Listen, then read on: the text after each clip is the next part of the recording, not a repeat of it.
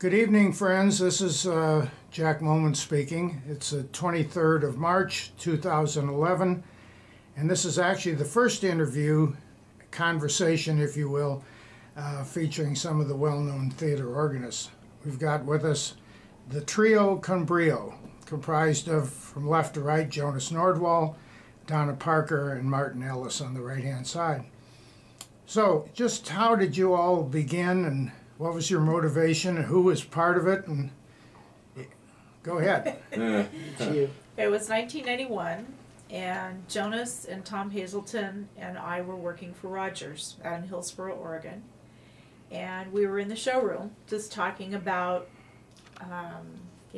solo concerts for that fall.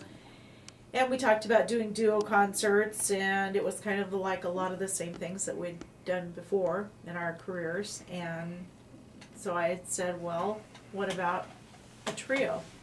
And everybody laughed, and then we kind of stopped and looked at one another and said, well, maybe that's not such a bad idea. And Tom said, well, maybe we could get Richard Purvis to write something for three organs.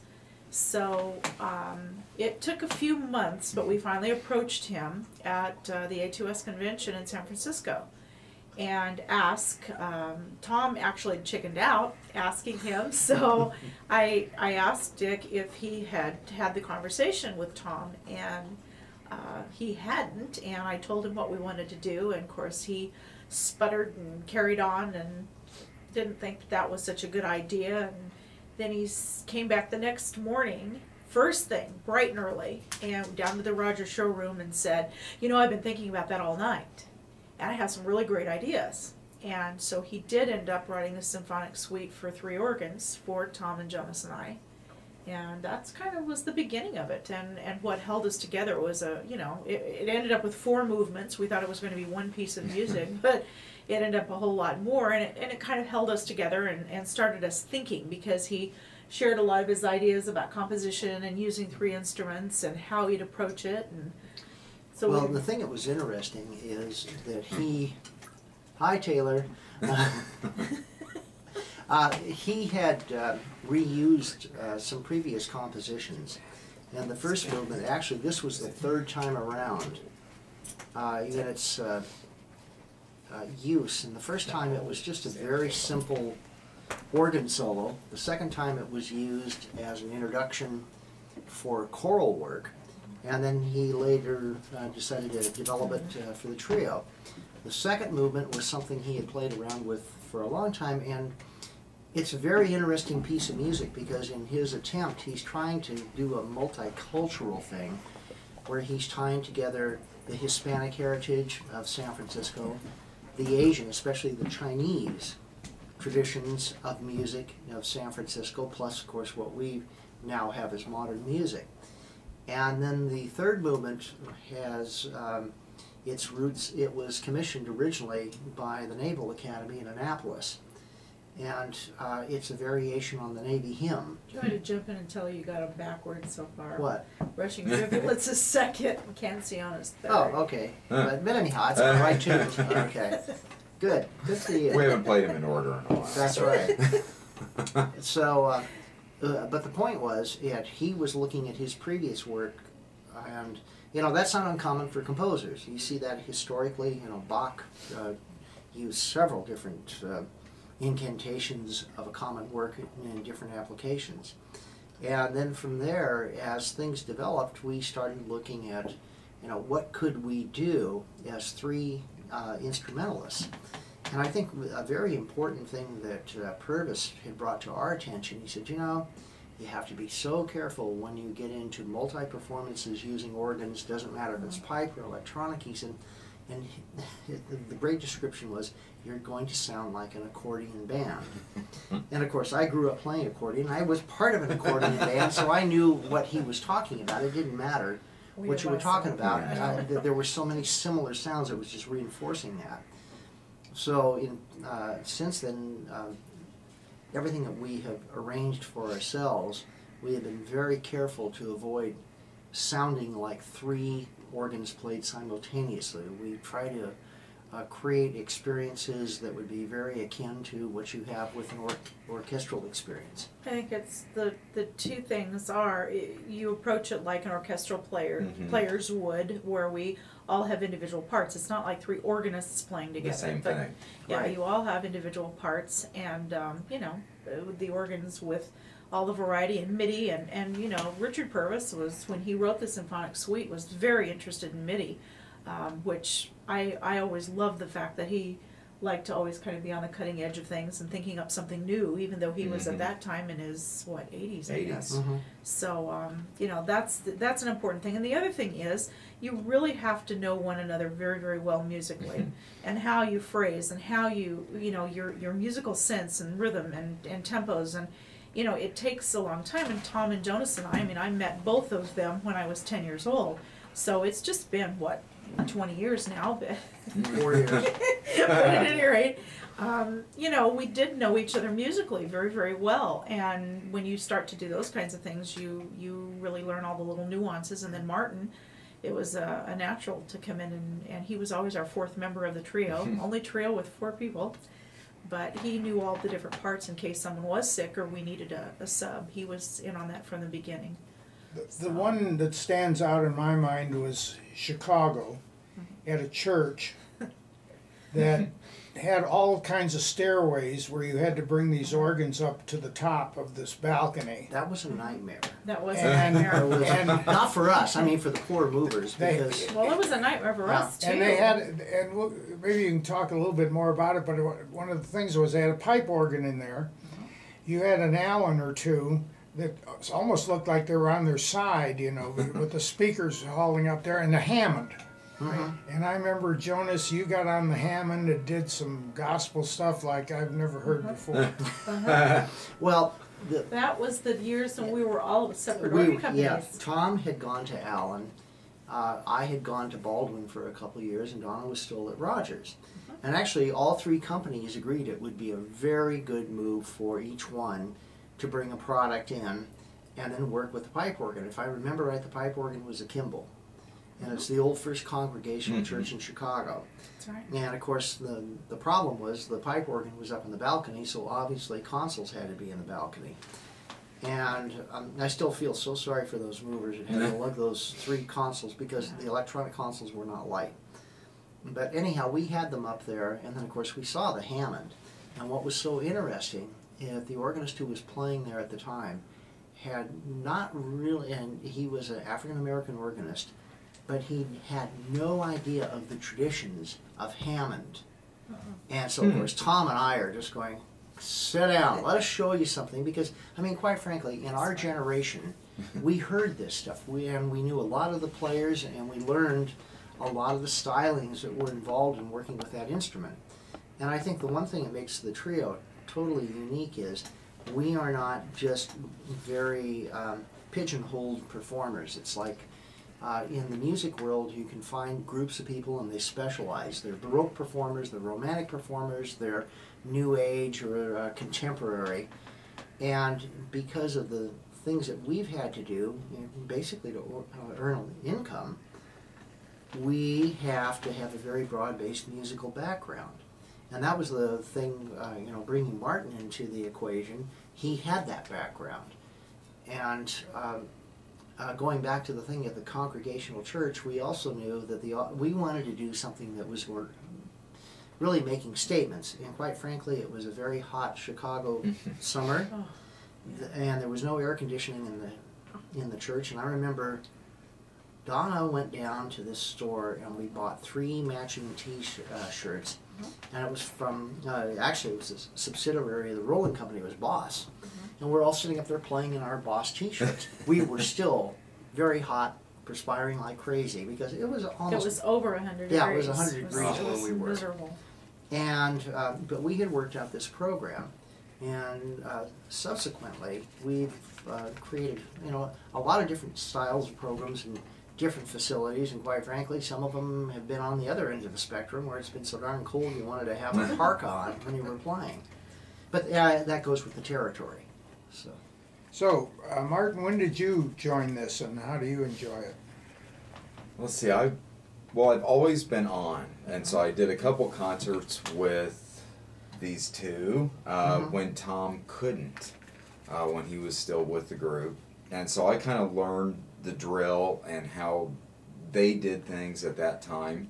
One of the big highlight concerts for me then was Dickinson High School, because I got to play that big show the first time. We have since done another one together as we're all, formerly trio together. And it's just always been a lot of fun. And we've known each other for so long, too, because I grew up listening to Donna and getting to know her.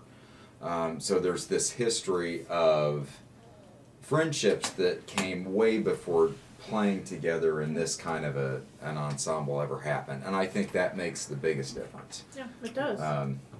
Well, the other experience too is we're not just solo performers in our own rights. We've had to interact as ensemble performers, and quite frankly, in the organist world, that's a very unique position because basically you are a solo performer. Ever so often you might be called upon, depending what the situation is, to accompany a soloist or, at the most maybe a choir. But you're always in a position where you are in control. Now, you put it into an ensemble situation, and I liken it to like string quartets. You have 4 people, they're playing different string parts, it's a common type of instrument, but yet you have to function as a group, you're not a soloist. And one of the difficult things that we run into many times dealing with locales, people don't realize this, and they think, oh, you just come in, you set the instruments up, and away you go. And they don't realize, like we're jamming. Yeah, that because of the location, every instrument that we touch is like approaching a brand new musical instrument. And in order to get the certain effects that we want to have, we have to spend a lot of time exploring the instrument in that environment to make sure that it's going to take and bear the fruit that we want to have it bear, and it takes time. It's like the arrangements that if you leave out something, or if I leave out something, there's a hole in music. It isn't like we're jamming together, and if I leave out a part, he can pick it up, or somebody covers it. That isn't the way it works. It'd be like suddenly some of the symphony players aren't playing Just in quit. the orchestra. It's like you can't do that. So I don't think people understand, the approach, and certainly not the practice and the. Right. The setup, we always call it the circus, affectionately, but it is. It's like a circus. Was one of you considered the leader of the trio? Not really. Not really. Because we have different responsibilities.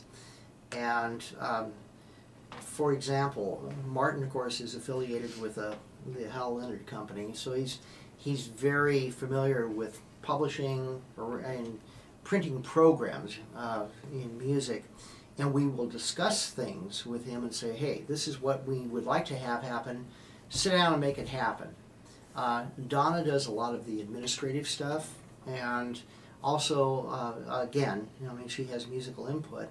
Because of my technical background, I generally am the person that makes all the technical arrangements to make sure that the instruments are what they need to be and so forth. And and then we each do a little of all of that. Yeah. But it kind of breaks out that way. But it's a very collaborative effort. So what's the future of Trio Con Brio? Where do you want to go? What's a future objective? We want a movie contract. Okay. We started out when Tom and Jonas and I were doing this. It was more in classical vein, and we would throw in some theater organ. The second recording we did in about '94 or so, a little bit more theater organ, but still leaning more to the classical. And then we just kind of started doing a lot of the pop stuff and whatnot. And I think we kind of want to do some classical things. Going back a little bit. Yeah, just a Well, little. we're very conscious about the fact that we have a potential of sort of reinventing the organ in the general public's eye. And nothing against our other colleagues, but they have been in a stereotypical situation for many, many years. And it's like every recording we've done, we've purposely selected music that nobody else would really attempt to really try to do as a solo performance. and going the extra leg, it's like the last recording we did, we titled Tales from the Crypt. Or, no, Tales from the Chambers. He doesn't even know what we call our CDs. We all I'm the do. technical guy. But the point was, it was sort of inspired by the musical underlings, let's put it this way, of Danny Elfman. And a lot of people hear Danny Elfman's music on a daily basis, either in a movie or television shows, and they don't realize that, there's a lot of musical genius there. And so we started listening to some of his different scores and thought, this is very doable on the organ. The other thing is, without being blatant about marketing, unfortunately the organ always gets typecast as something that can very easily tie into the Halloween season. And I mean, my great story about the Phantom of the Opera was, in the film versions, the original, of course, the Phantom was an organist. In the 1930 version, he was a violinist, and then he came back as an organist and so forth. And so it kind of typecast the organist as, maybe not the nicest person in the world. So we kind of figured, let's capitalize on this. So we looked at a bunch of potential literature, and some of it was from television as well as movies, and decided, hey, let's massage this, which we did. And, it's something that we hope to appeal to a greater mass audience because, like we put things, for example, Ghost and Mr. Chicken. Of course, you can see by my hair what generation I am. And when that movie came out, and even when I was playing church, people would come up and say, hey, can you play the Ghost and Mr. Chicken theme?